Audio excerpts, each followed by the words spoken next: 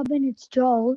I'm just telling you that if you didn't have your podcasts, I wouldn't be able to sleep every night. So thank you for making a podcast. Tell Okay. us, you listen to it every night before you go to bed. I do. I listen to it every night before bed. Thank you. Okay, bye.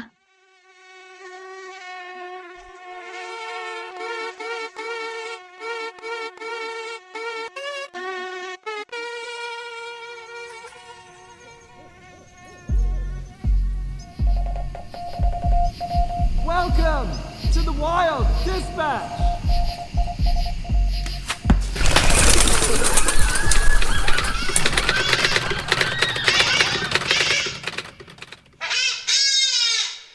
Hello and welcome to a special Christmas mini version of the Wild Dispatch.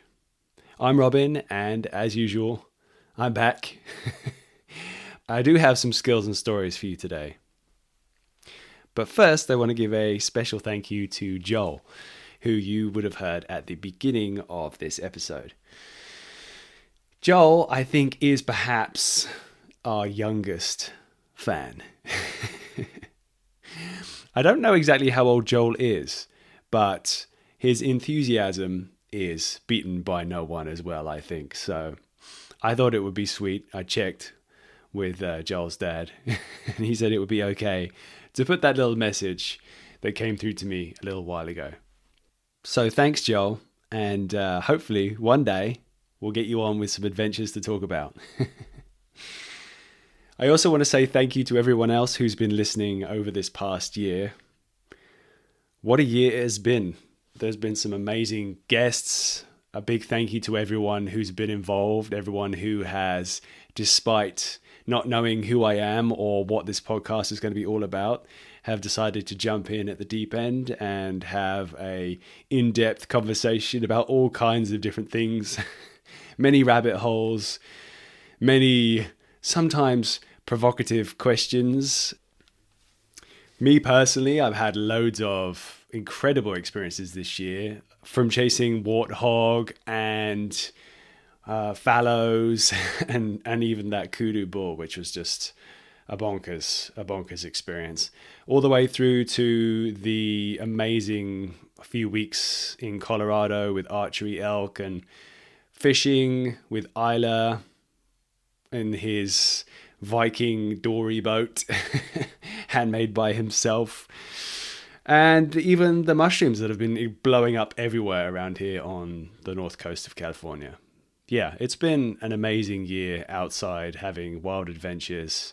I hope that you've all managed to get out and have some amazing experiences too. I'm excited for next year. I think there's going to be some good things coming. So already I'm having some chats with people, lining up some interesting guests. So excited for what's coming up.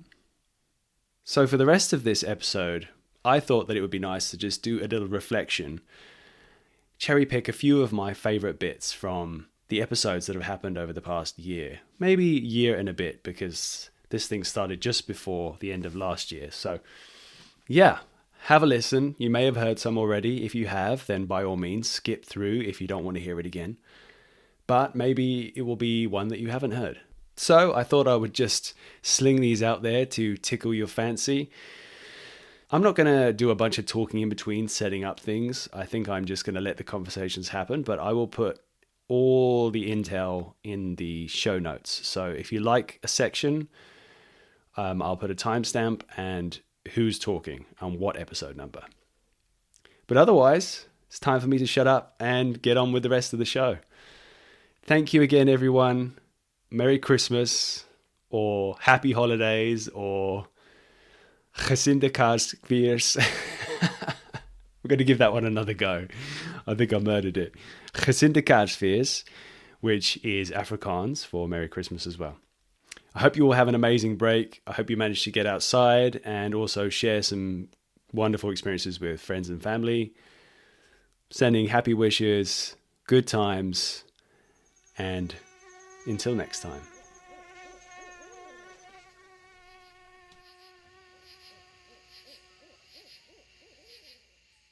Would you like to tell that story? You told it earlier today, in fact. Maybe you could just tell a short version, right? Yeah, look, some of them cheap hopefully. So one day they were out in the bush with with Renias and his brothers, and his father came this time. And long story short, they found where a cheetah had killed a steenbok, another small antelope species we get. And his father chased the cheetah off and took a hold of the remainder of that carcass, and they took that carcass home. Say, look, if And the next morning, the anti-poaching unit was doing, remember, the Mckiver family actually lived inside what was, technically speaking, the protected area. But they were allowed to, the rule at that time was if you could chase a carnivore off its meat, you were entitled to take it. That was not regarded as poaching, if you were bold enough to do that. And then Mckiver were more than bold enough to do that. They relieved a lot of leopards and a lot of lions of their meals over the years. And this was just one incident of that. But there was a rule that was a strange rule, but you had to mark where that happened with your panga, your knife or something as evidence that this is where this had occurred. But because it was getting late that particular day, they hadn't had meat for a long time. His father had forgotten to mark the tree, and the anti-poaching unit found the remaining skin and ultimately charged Renias's father with poaching, falsely charged, causing them to be evicted. Into the following day, they were served with an eviction letter to say you now have to move out the reserve. Yeah, so let's some cheap for Baba found after from by I have the following day, Renias's father rushed off to the closest administrative town managed by the apartheid government of the time, called Bushbuck Ridge, to go and try and get a permit which would allow the family, now they knew they had to leave, to get their cattle and goats out of the park across this veterinary red line. And they needed a permit for that. So he went off to go and get the permit, Renias's father. The boys went back in the bush as usual with the cows and goats, and later that afternoon noticed a big yellow bulldozer steaming straight towards their homestead. And upon arriving back home, discovered that the entire homestead had been flattened, had been demolished by this bulldozer. And whether the two incidents were linked is still unknown to this day. But the bottom line is the Mckiver family, in a blink of an eye, had nowhere to stay and had been evicted. And so his mother then took Renias and his young brothers into the unknown. By now it was dark, they had nowhere to stay, and they headed northwards. For some reason, Ren doesn't know why she took them north, but she did. And they headed with their cattle and their goats and whatever belongings they were able to salvage from the rubble, and they headed northwards. And you carry on.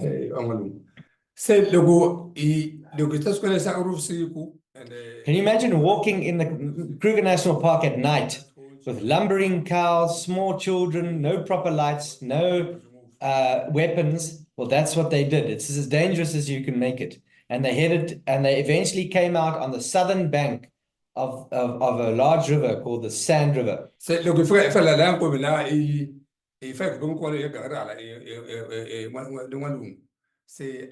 they got to the bank of this river. The water was flowing quite strongly, and Renias was small. He was only 8, 9, 10. He doesn't know when he was born. He doesn't have a birth certificate, or didn't. But he made up a date later. His mother did. And his mother said to me, he was born in the year that there were lots of grasshoppers, he said. So we pegged it at 1963. So he was young, and to cross a river, and there were hippos and crocodiles, and his mother instructs him to hold on to the tail of his favorite cow, which is a black and white patched cow, that would enable him to drag Ren through the river.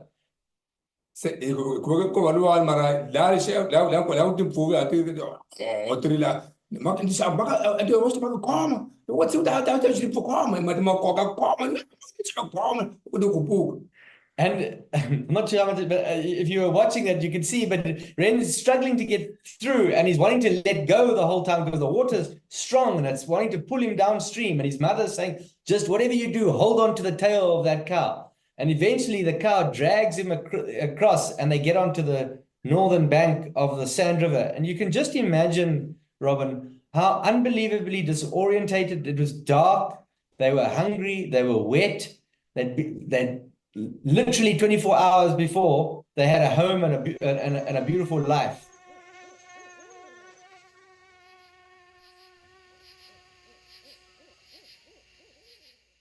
We were getting shot up. And of course, when you're in a helicopter, you got the helicopter noise and you got your headphones on and everything. You don't hear gunshots. You hear like popcorn, bullets going through the aluminum skin of the airplane. The fuselage. Yeah. Wow. So it's not even that dramatic a noise. It's not that. So much there's no dramatic a noise because the helicopter's so noisy to begin with, and then you got ear protection. You got earplugs in. You got headphones. You got a helmet on. You can't hear anything. Yeah. So, I was up on the left gun, which wasn't working. Because these guns had a tendency to like jam and whatnot, and after the first couple runs in, we ended up with one gun in the back that was working and the one on the right was working. My gun wasn't working. You drew the short straw on. Yeah, we kept rotating around. Okay. So it was my turn to be in the left gun, and so the guy was in the back. Yeah. Just as the pilot made the turn, we took a round through one of the main fuel lines to one of the engines, and it just kind of cut the fuel line so that it was like a sprinkler spraying JP4 into the cabin. Wow. Okay. And then of course the pilots opened up all, they have their smoke and fume elimination procedures, which means open all the windows in the front, let everything blow out the back, which is where we were. Okay.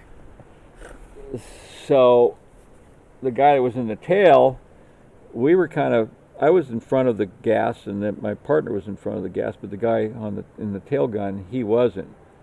Okay. Yeah. Well, he fell down, and was he okay with the fire that came in and hit that line? Yeah. He didn't get hit, but he fell down. He got hit by something. He got hit by a piece of shrapnel or something because he fell down and he was acting like he was shot. Okay. Okay. He was flopping around, and really what happened, he got stung by a piece of shrapnel in his back. Thought he was shot, but it wasn't anything serious. But then he was I went back to help him because he was back in the gas and I needed to get him forward. And and he was a big guy and I'm pretty small still. And I'm trying to pull him forward, and he was fighting me and trying to pull back. And the reason being is because he had his comm cord clipped onto the minigun, and when he fell back it came disconnected, and he's trying to plug back in so he could tell the pilot that we got hit. Okay. It was kind of like, we already know that, just get up. Yeah. I finally got him coaxed up to the front, and just as I got him pushed into the window, I passed out from breathing too much jet fuel fumes. Okay. So he was maybe delirious already. From He was all already the delirious, fumes yeah. and And we stuff. got him pushed in where he could, but the two of them were up getting some air, and I'm back in the fumes. I sat down on the ground right below the step into the cockpit, and I'm looking up at them, and they got their face out the window, so they're like getting blown like this. Like, yeah, because like dog in the like, yeah, smushy, exactly. So their place. face like this. So I'm like thinking they're making fun of me and laughing at me because they're making faces at me, and I'm sitting down there kind of hallucinating, just thinking everything kind of went into slow motion, and then I got thinking, I says, oh, we just all died, and this is what it's like. There's like an inch or two of fuel sloshing around on the floor of the helicopter. Well, finally they look down and see that I'm kind of out of it, and they grab me and push me up into the window too, and then about 10 minutes later I'm like, oh, I'm still alive. Okay. Did they see you laughing as well? Well, yeah, because they want to know what I was laughing at. I was laughing at them. So they're like rescuing you, and They you're were, just like, they were teasing me years after that. It says, yeah, here's a guy who almost died, and he's sitting there laughing about it.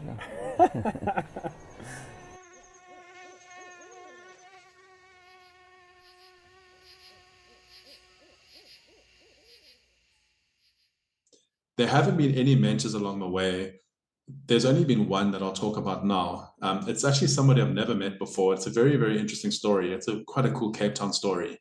So there was an author who was around about 100 years ago. He was a historian and author based here in Cape Town.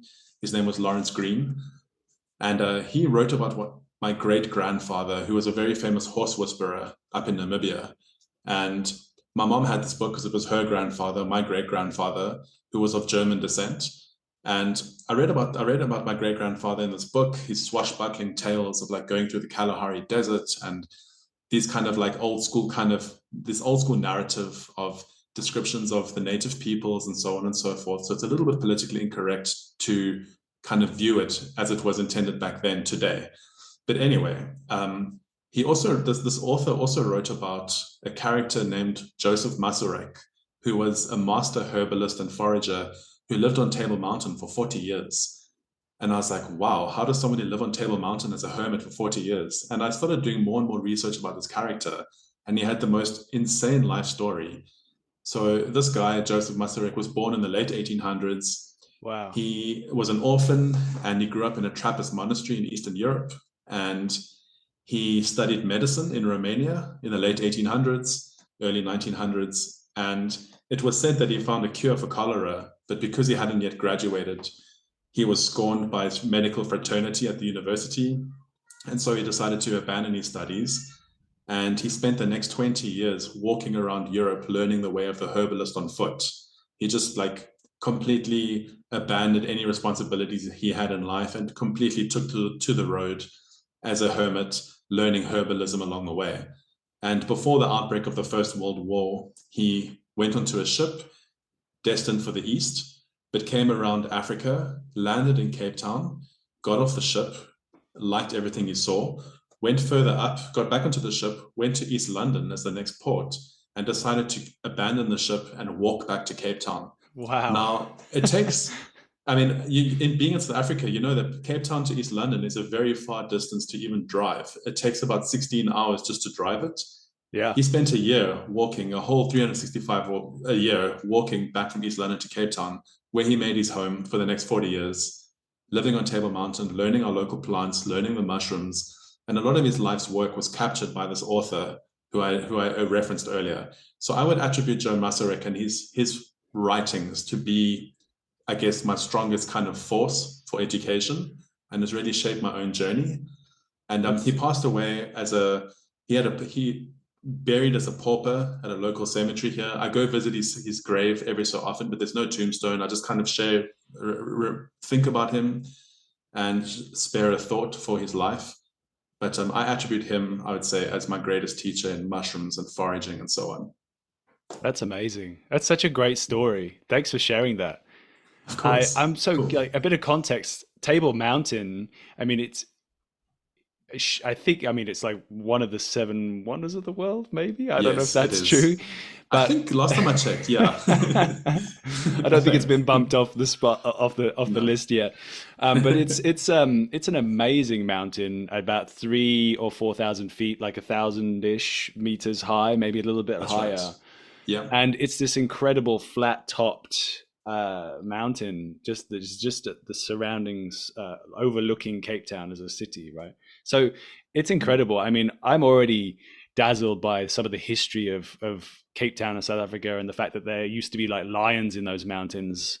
I think they used to have like black manes, if I'm correct in remembering what. Yes, the now extinct Cape lion, which was native to these parts and a little bit up into the Kalahari, had a very much darker black kind of mane and quite a different face to like what people would think a lion looks like. It had actually more of a squashed in kind of, I wouldn't say like a bulldog, but it had a bit more of a squashed in kind of face, like as opposed to a normal. Yeah, that's it, a flat-nosed lion. Yeah. Interesting. I mean, so the context of which being that these lions are roaming around, there's a lot of wild animals still, and this guy's just living for 40 years up on the top of this mountain. way away from everyone else, just looking down on. He must have, for those 40 years, been watching civilization grow from afar. It's interesting. Yeah.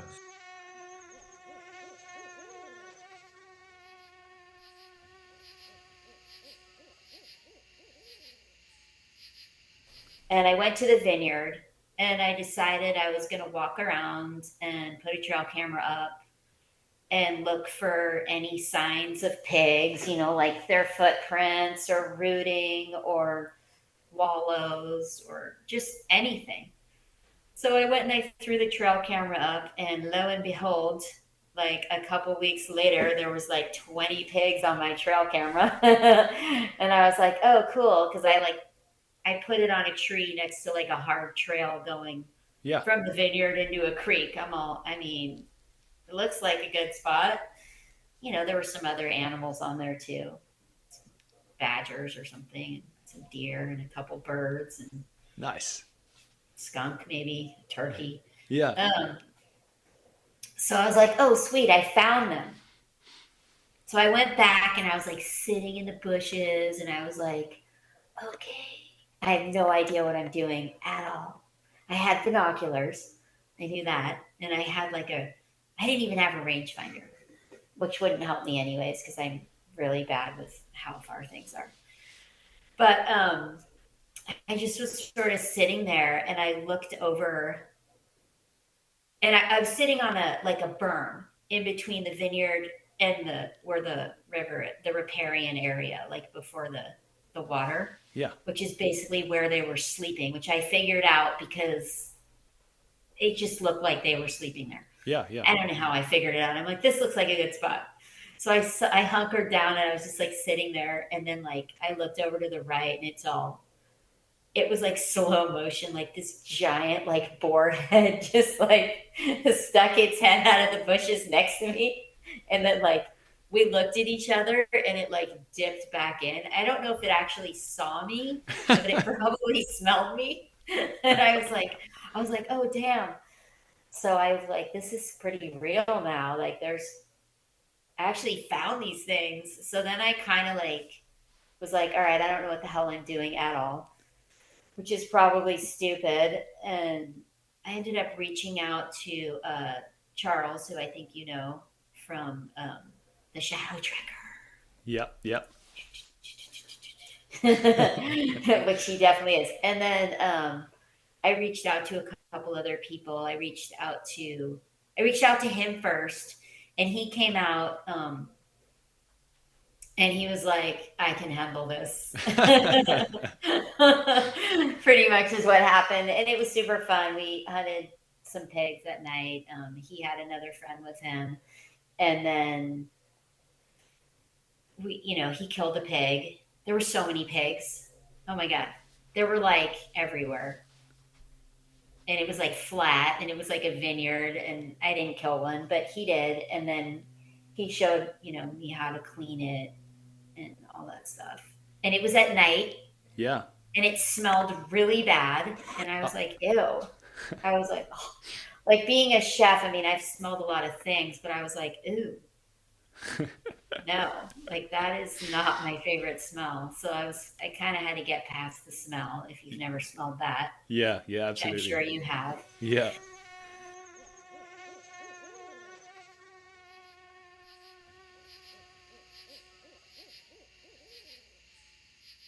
So now, this is a cool story.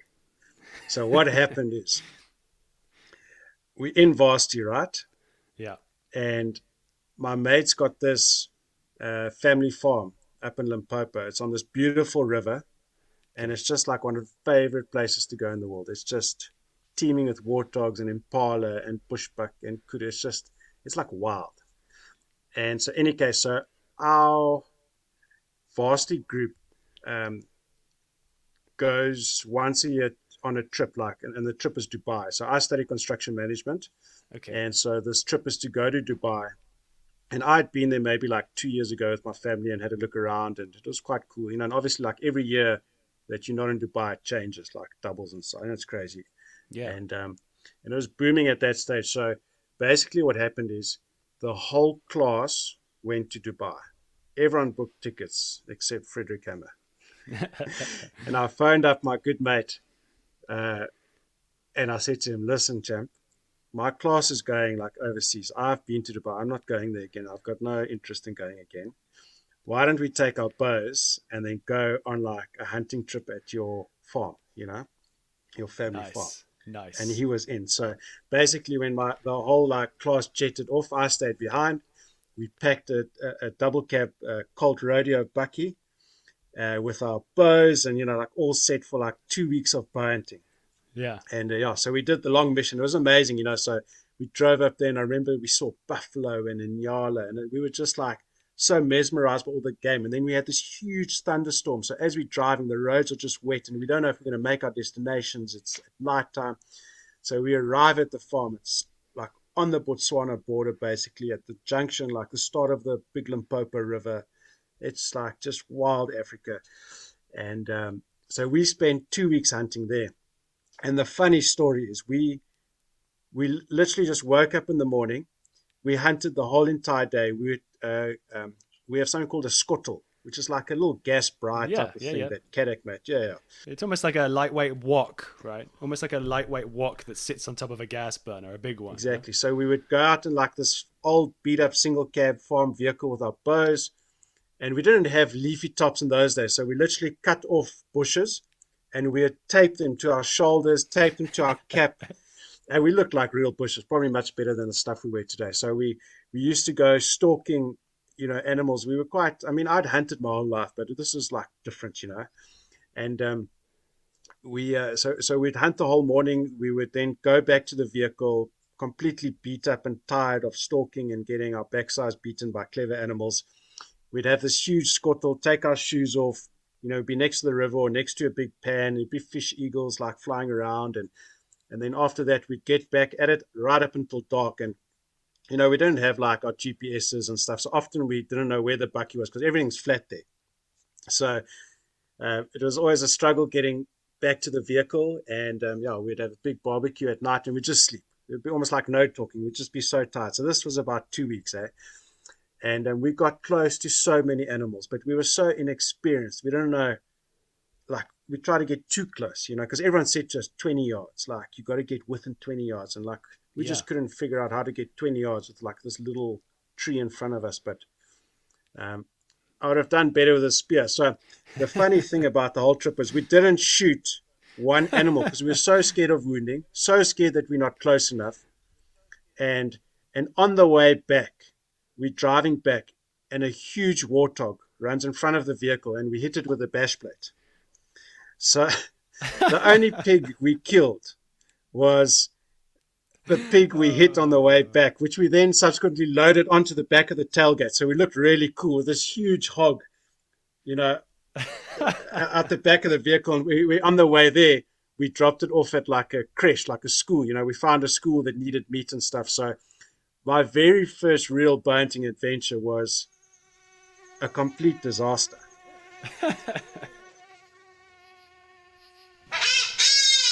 So I know that I said goodbye already, but I just thought of something which I couldn't resist to put in here.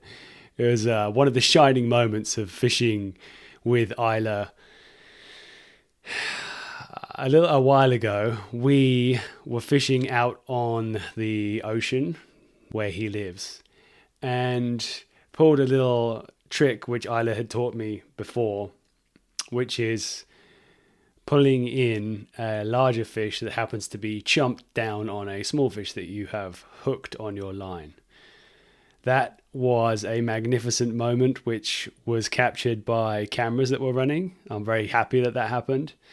And it got turned into a little video, which is now on YouTube. I've taken the audio, which I think is also pretty entertaining just by how excited we get. A 28-pound lingcod was brought into the boat along with a gopher fish, which acted as perfect bait. It was a real fun moment for both me and Isla. I think I can speak for both of us. But that's all for me now, I promise. Happy holidays, everyone, and Merry Christmas. You're good. gonna get that fucker. Sure. That gopher's having a tough day. Yeah. Come on. Okay, I can see him. So you got the net? Yeah, I do. You just don't give him any slack. Just keep him pulling, keep pulling, keep pulling. I'm pulling. Just keep pulling, keep pulling, keep pulling, keep pulling. Keep coming. Oh, wow.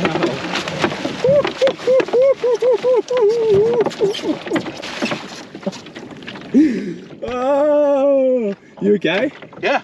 What happened to your thumb? I just got poked by the red.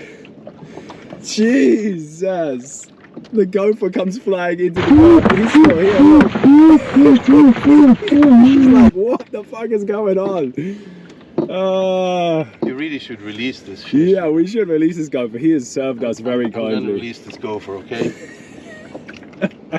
Here. Thanks, buddy. Oh, it's going down. What a survivor. Oh, what a day. He's got a story for his friends. That's for sure. What a day. Holy Can you cats. believe it? Holy cats. And you got it all on footage. Yeah, it's all on here. It's all on. No, that one. Yeah, that one's filming. That one ended up in the fish box at some point. Oh, brilliant. Holy shit. He's not in the hook. So is this one bigger than the other one that that I pulled up the other day? I think it is, right? Much bigger. This is 20-pound class. Coming in. Oh my god. Look at the size of that. Oh my god. I happen to have a scale. That is brilliant. I saw the Lincoln take a hapless gopher. Yeah. The thing was, it was cruising. It was thinking about your red. It was thinking about it, and then I was like, how is that going to fit in the mouth of that ling? And then, whoa, no, that is big. 28. Oh. Look at it.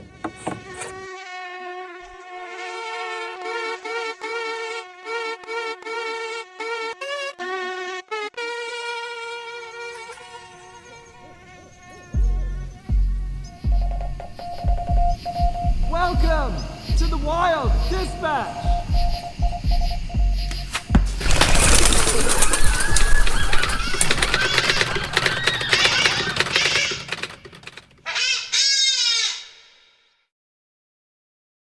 Oh my gosh, Dad, that is so cool. I'm literally about to listen to one. I can't wait for the new episodes. Okay, love you, bye.